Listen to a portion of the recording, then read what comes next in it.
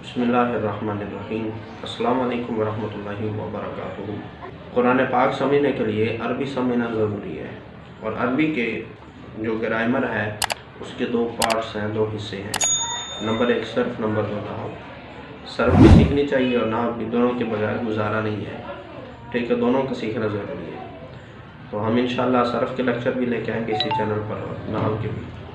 तो बुनियादी तौर पर आपको एक बात बताता चलो, अगर आपने नाहव सीखनी है तो ये 22 चीज़ें अच्छे से सीख लें।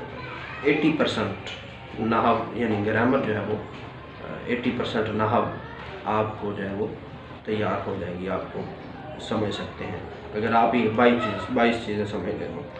तो 22 चीज़ें मतलब 8 मरफूआत, 12 मंसूबात और 2 मजरूरात, ये सिर्फ 22 चीज़ें हैं।